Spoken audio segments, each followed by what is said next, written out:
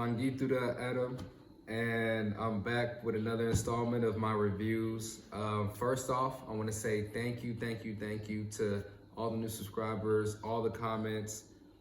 We've been having, a lot of client interaction, a lot of conversations, phone calls, emails. Everybody that's taken the survey, like I said, the survey is in our bio. Just click on that. It's the land assessment survey, and it helps us get an understanding of what you need for your modest mansion build. So I just want to say thank you to the Hall family. Hopefully very soon you guys will know who they are. And we just been building here in West Africa.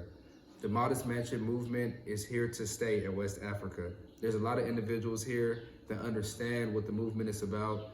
And we made a video about that a couple of weeks ago about what the tiny house movement really is. So of course, in the spirit of these reviews, I want to give you a breakdown on everything that's going on in the video and, some deeper dives into some of the aspects of the construction. So without further ado, let's get into it.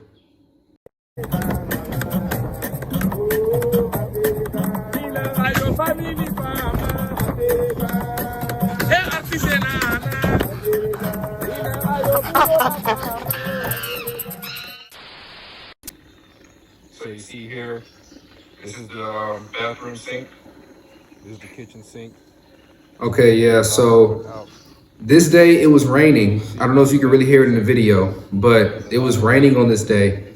And we still were able to get the plumber out. And you see him, he doesn't have any pants on, any shirt on, but money here is like, it's not a wealthy country. So, I told him it's raining today, it's okay, you don't have to come out here, but he was still like, no, I need to feed my family, I need to come out and do the job. Now, it wasn't raining that heavy, clearly, because I have my phone out, I'm recording, so it's not raining too heavy, and I'm out there too myself. But, just to say that these guys are willing to get it done. But as you see there, where the sink would be, and the kitchen sink would be, right here is just a straight line out from the kitchen sink. And for the bathroom sink, it's kind of a wide joint. One's coming towards the bathroom sink, one's going to the shower and the toilet as well. Now you see him inserting it there. So right under the first level of belt, that first course of brick under that belt is where he inserted the pipe. Also, another tidbit, you can't really tell right here, but he actually graded, he has a leveler, and he leveled the ground to make sure that where the kitchen sink was more elevated and where it was coming out was lower, just so the water will flow correctly.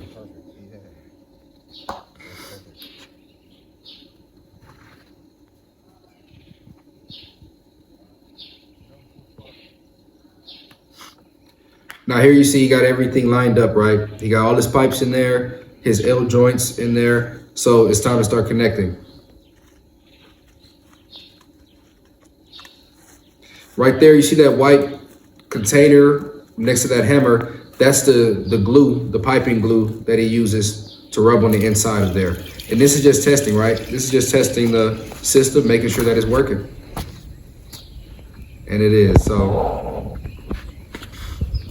This is the beginning process, right? So we're at the foundation right in this video, and this is the beginning, one of the beginning processes of the plumbing. So you have the pipes laid in there while the foundation is being put in.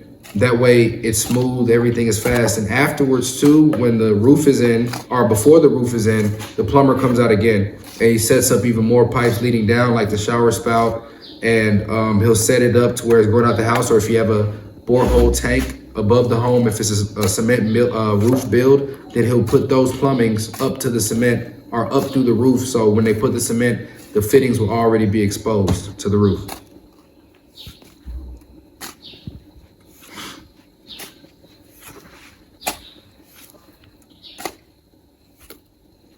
You just backfilling right here. You backfill as even as you can, of course, to the backfill that's already there. So when they pour the cement, it's not a dip where your plumbing is, which is important as well.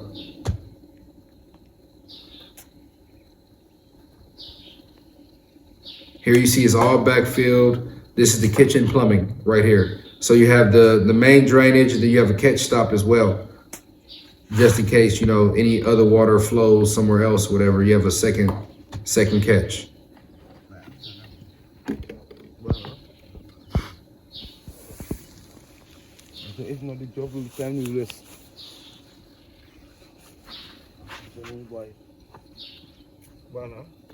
Okay, so you see that's the wide joint right there that we're sticking through the wall.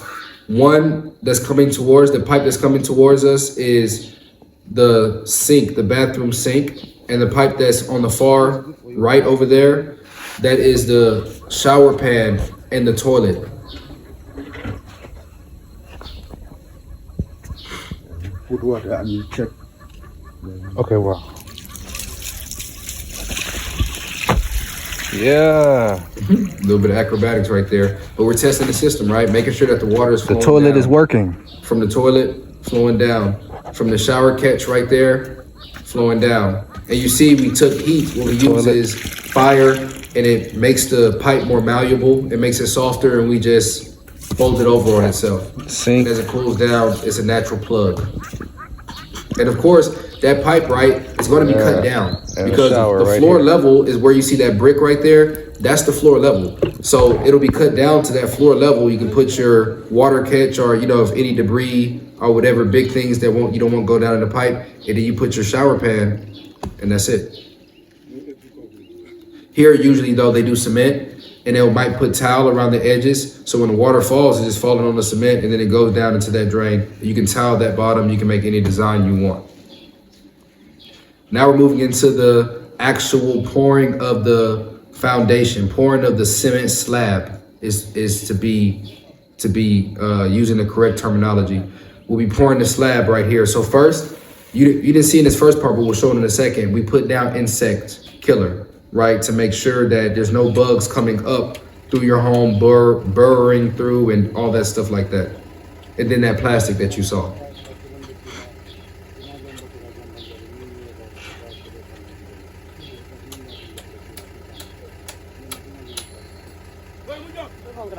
Here we got a stone truck coming in, and you know, having these materials on site is so important. That's why we always tell our clients that we want to make sure we have all the materials on site, all ready to go. And you know, when we start building, things go smoothly. There's no delays in the build, because that's one of the biggest issues here. You have people that start builds and they only send $300 here or $500 there. And the workers, if you go 2, 3, 4 days without work because you're waiting on some more money to be sent, then you lose those workers. Now you got to take even more time to find more workers, get them there on a specific day. So now, you know, you taking 3 days, 4 days to send money for your build turns into 8 days, 9 days because of just the in-between time missing and the finances being ready, the materials being ready. So it's very important to have your finances ready, guys. As you see here, he's smoothing over. He's smoothing over as we're pouring, because of course, you know, we're in the Gambia and there's not a lot of cement pourers here and things of that nature. There are some here, but they're very, very expensive. So most of the things that are done are manual. Manual builds, of course, it's more precision because it's more hands-on. There can be more precision if you don't cut corners, but it's slower, of course. So I'm building these homes in 3 months, right? And that's with everything that is required to be, you know, there to build it. But if you had like manual machines to do all this stuff, it probably would be way faster than that to build these homes. If you had automatic machines, I mean. Over 20 years working together. See, smoothing it out, getting it real, real smooth. This is another truck of sand, and these are two different size trucks. This is a larger truck, clearly, than the other truck that you saw. But this is also showing, right, the different trucks here in the Gambia that you would get for sand and for stone as well. And this isn't the biggest truck. There's a truck actually bigger than this that they charge about 13,000 Dalasi, 14,000 if they're trying to get a little bit of extra, but 13,000 Dalasi is a pretty good price for the big trucks.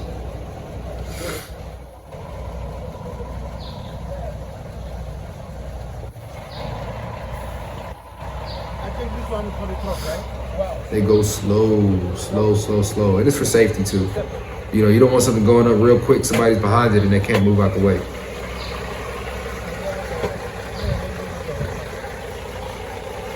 You see it been raining. This is rainy season. There's water everywhere.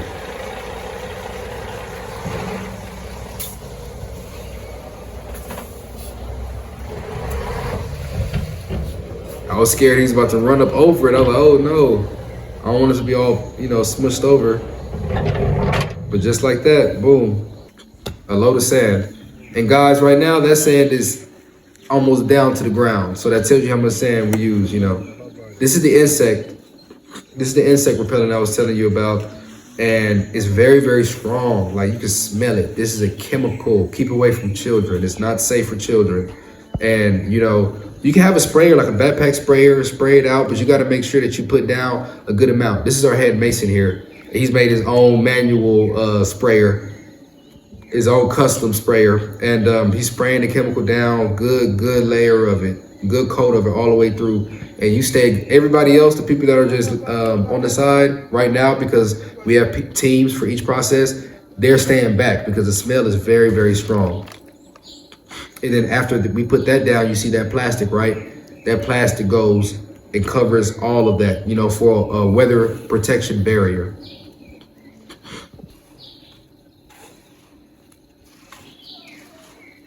Here we are mixing the huge piles. You see why we got the stone truck and the sand truck. Underneath all that stone is sand and the cement mixed in there too.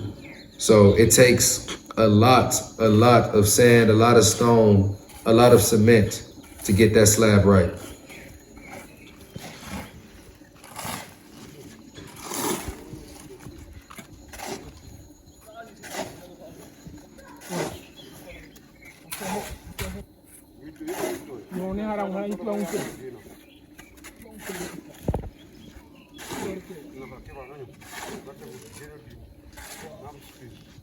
Look. Oh yeah, it's a process. Now, once that's all mixed, we take it up, and you know, it's this foundation is very high, and it's a good height for a reason. You know, we have it that high so we can actually like get everything to a thickness that we want it to be. Because one, the weather, when in rainy season, you never know how the floods go, and one season can be wetter than the other one, so you want to have your foundation high. And then also when we're pouring our slab, the slab takes it up even that much higher. You can see the lip of that wood right there next to where he's pouring. That's how thick the slab is that we pour. And that's another reason why we have so much material on site and stuff like that, because it uses a lot of material. But, right, it's a modest mansion build. So that means that more material is still less than what you would use in a traditional home, but you can build the home much more sturdy, much more firm. And you see here, you know, the pipes exposed that we put in for the kitchen, the sink, the shower, and the toilet, and the slab is coming.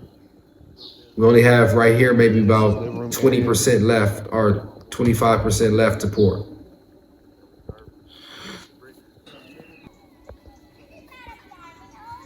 And that was at the end of that day. All we had left was this small piece right here to complete. But you see, it looks so good. It's smooth, it's flat, you know, there's not many imperfections. They did a great job on the slab. Our team is amazing. You see the pillar points where the pillars are going to be. And the next video is coming out on Monday. So make sure you guys tune in for the next video that we have on Monday. And thank you. Please comment below if you have any questions. If you have any inquiries, make sure you contact the email Vigesbusinessgroup@gmail.com.